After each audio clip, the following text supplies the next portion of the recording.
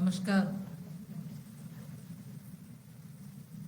I'm indeed very grateful to the organizers of this program who thought it fit to invite me to participate today. As it is coming to the Sanskrit University, it's a great honor for the kind of quality work which happens here. But today's occasion is slightly different.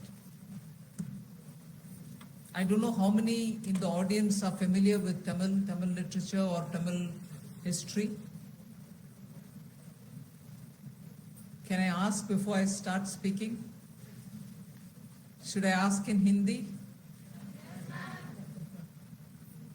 आप में से कितने लोग तमिल जानते हैं? आप में से कितने लोग तमिल हिस्ट्री को समझते हैं? आप में से कितने लोग इस बुक के बारे में कुछ ना कुछ पहले से जानते हैं? ठीक है, फिर तो मैं विषय पहले से बोलना चाहती हूँ। फिर आप में से कितने लोग भाषण हिंदी में सुनना चाहते हैं?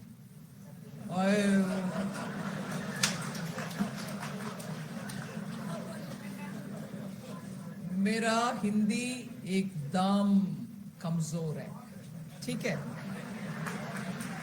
फिर भी मैं बात करती हूँ इसीलिए कि दिल्ली में हूँ, बात करना है हिंदी में, मगर मेरा व्याकरण इतना गलत, स्त्रीलिंग पुल्लिंग का सरदर्द मेरे से नहीं होता।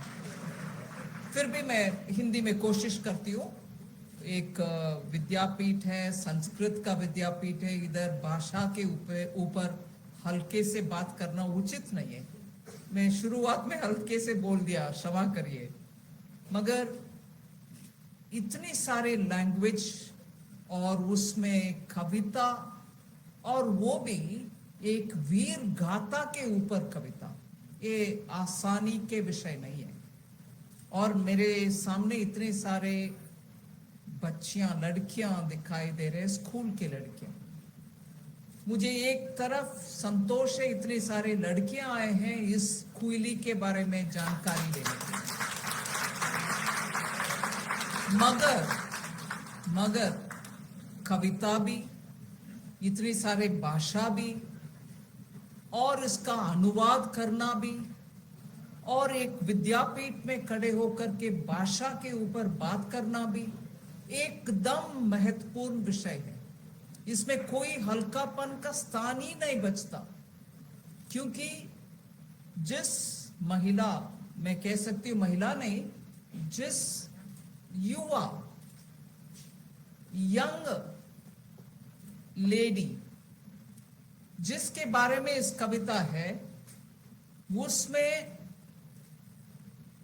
आग थी अंदर, उसमें एक आक्रोश थी, और इस आक्रोश को दिखाने के लिए वो कविता नहीं गाई, कविता नहीं लिखी, मगर आज कविता के द्वारा वो जो आग था स्वतंत्रता के लिए और भारतीय लोगों के संरक्षण में रहना है, इस आतृत के लिए उस महिला, उस लड़की के ऊपर जो कविता के रूप में हमें परिचय करवा रहे हैं, ऐसे श्री रवि, वानविल रवि, तमिल में इंद्रधनुष को वानविल कहते हैं, और इनके नाम के सामने वानविल है जो इंद्रधनुष है, इसीलिए उनके द्वारा इतना रंगीला काम है।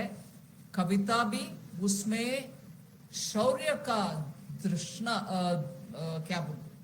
दृश्य दिखाना और एक महिला के ऊपर लिखना, ये आसानी का काम नहीं है, इसलिए मैं उनको बधाई देना चाहती हूँ।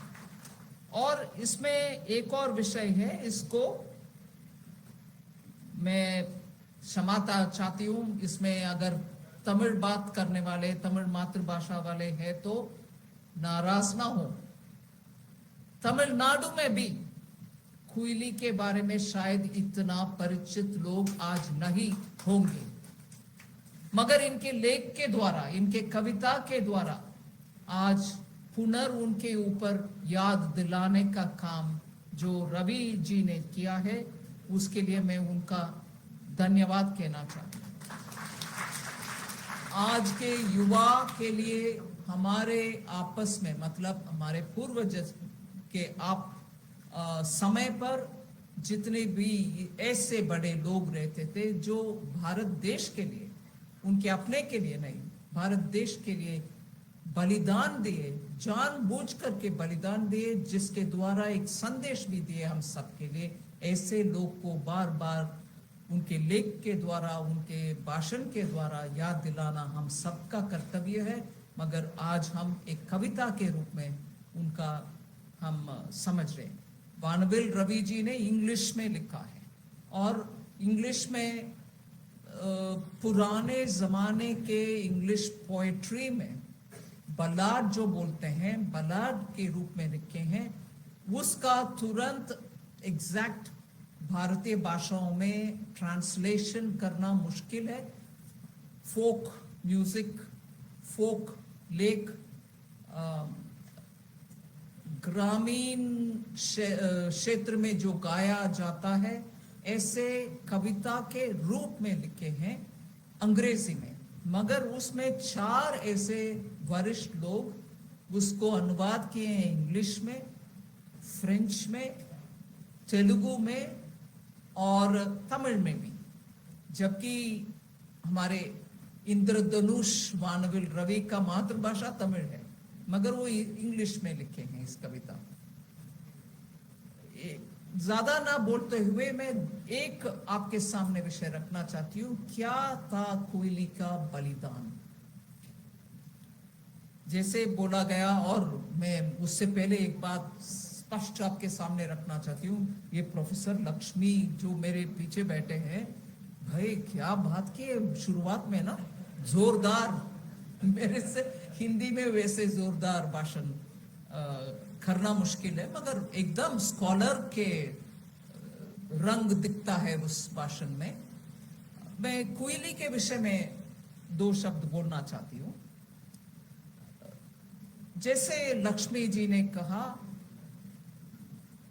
झांसी की लक्ष्मीबाई के पहले ही तमिलनाडु में ऐसे एक रानी थी, वेलु नाचियार। आज के मैप में आपको वो वेलु नाचियार के साम्राज्य कहाँ था, इसको लोकेट करना है तो आप सबको मालूम है रामेश्वरम, ज्योतिर्लिंग का क्षेत्र रामेश्वरम, जो एक समुद्र में आइलैंड है। भारत देश में उसका एक ब्रिज के द्वारा ही हम पहुंचते हैं। उस रामेश्वरम के इर्द गिर्द बड़ा सा रामनाथपुरम एक आज जिला है, जो डिस्ट्रिक्ट है। उस एरिया के राजा थे वेलु नाचियार के परिवार के लोग, और वो आखिर रानी भी बन गई। ये मैं बात कर रही हूँ 1700 के समय, 1770 के समय, जब अंग्रेज भी थे, फ्रेंच भी थे, पुर्तगीज भी थे भारत देश में। हर एक उनके अपने अपने एरिया में पकड़ रख करके पूरे भारत के ऊपर आक्रामक तरीके से शासन चलाते थे। उस समय वेलु नाचियार इनके खिलाफ लड़ते थे, महिला होते हुए भी जबरदस्त लड़ाई उनके द्वारा हुआ। मगर उस रानी वेलु नाचियार के सैन्य के नेता, सैन्य 2 भाग में थे, एक महिला पूरे के पूरे महिला कंटिंजेंट थे और दूसरे पुरुष के कंटिंजेंट भी थे। ये महिला कंटिंजेंट के लीडर के नाते कुइली जो यंग लड़की है, युवा है, वो है उस महिला दस्तरी बोलते हैं वो कंटिंजेंट। रिपब्लिक डे में हमारे कंटिंजेंट मार्च पास्ट में जाते हैं, उसको क्या बोलते हैं? दास्ता। उसका हेड थी क्वीली, और समय अच्छा दिन ढूंढी और एक प्लान के तहत वो अटैक की है ब्रिटिश को। कैसे अटैक की है? उस प्रांत में आज भी एक बहुत वरिष्ठ जगह है, टूरिज्म में उसका स्थान है, और उधर से खाना मशहूर है, उनका बनाने के शैली बहुत मशहूर है।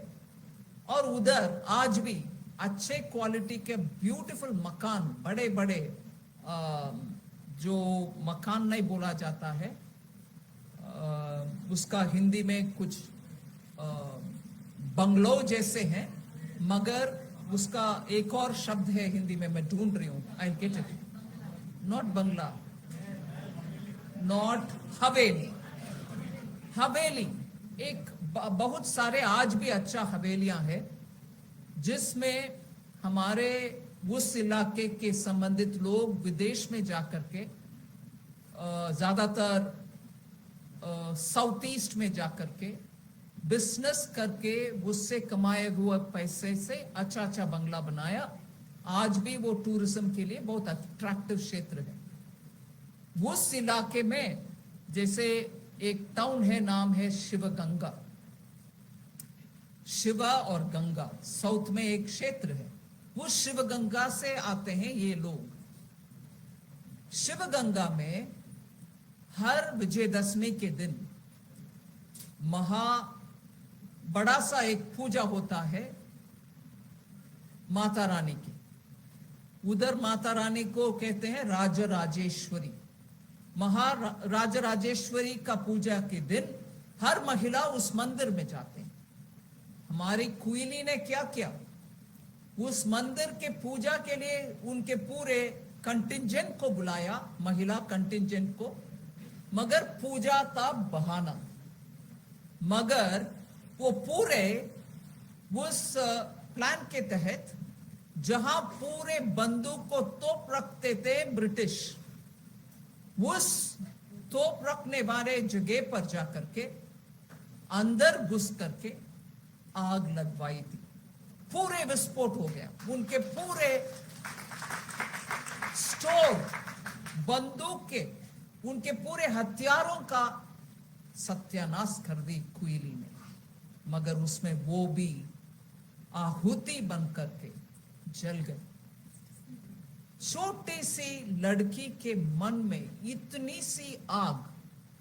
भारत देश हमारे अपने ही लोग से शासित होना चाहिए, ना कि फिरंगियों से, ना कि विदेशियों से। उस आग के नाते वो अच्छी सी महारानी जो रानी वेलू नाचियार, वो खुद भी लड़ी ब्रिटिश के खिलाफ, मगर उनके आर्मी के महिला कंटिंजेंट के नेता जनरल वो जाकर के इतने बड़े नुकसान कर दी। और मैं एक्चुअली माननीय प्रधानमंत्री नरेंद्र मोदी जी को धन्यवाद कहती हूँ कि हमारे आजादी के अमृत महोत्सव के संदर्भ में इन सभी इतने सारे लोग, मैं तमिलनाडु की एक कहानी इसलिए कि हमारी वानविल रवि जी ने एक कविता लिख लिया, उस संदर्भ में आप सबके सामने खड़े होकर के एक प्रांत में एक नायिका के कहानी आपके सामने रख रही हूं। मगर पूरे भारत देश में हर राज्य में ऐसे बहुत सारे लोग, अनगिनत लोग थे जिनके बारे में हम कम जानते हैं और ज्यादा जानने के लिए आवश्यकता है। मैं मानती हूं आजादी के अमृत महोत्सव के संदर्भ में माननीय प्रधानमंत्री जी इस बड़े से यज्ञ को उठाए, बोले कि हर राज्य में जाओ, हर राज्य में ऐसे छोटे छोटे मगर बहुत बड़ा संघर्ष करने वाले के विषय को बाहर निकालो, किताबें लिखो, छापो और हर जगह जाकर के बात करो। उस रास्ते पर चलते हुए आज जो इंग्लिश में लिखा गया कविता क्वीली जैसे एक अच्छा छोटे पूरे भविष्य उनके सामने थी, मगर देश के लिए आहुति बन गई। क्विली उनके ऊपर ऐसे एक कविता लिखना, अंग्रेजी में लिखना, और इतने सारे पंडित लोग उन भाषा में, फ्रेंच में, तेलुगु में ट्रांसलेट करवाना, एक बहुत बड़ा काम मैं आपके सामने बोल रही हूँ। बहुत बड़ा काम इन बहुत सारे लोग ने इकट्ठा होकर के किए हैं। इस विषय में मैं आकर के कुछ नहीं की, सिर्फ 2 मिनट आपके सामने बात की, मगर इतना बड़ा प्रयत्न के लिए इन सब लोगों को मेरे सर झुक करके नमन करती हूँ। और सभी आए हुए लोग और आपके द्वारा, आपके परिवार, आपके द्वारा आपके दोस्तों को ये मैसेज जरूर जाना चाहिए। भारत देश में ऐसे बहुत सारे लोग हैं, उनके बारे हम पढ़ना चाहिए, सुनना चाहिए, और इस विषय को सभी लोगों के मन में रहने की आवश्यकता है। आज भी भारत देश में हम राजनीतिक स्वतंत्रता 1947 में पा गए, उसमें शक नहीं, मगर आज भी आर्थिक स्वतंत्रता के लिए माननीय प्रधानमंत्री जी का प्रयत्न आत्मनिर्भर भारत बनाने के लिए आप सब उसमें जोड़ें, और 2047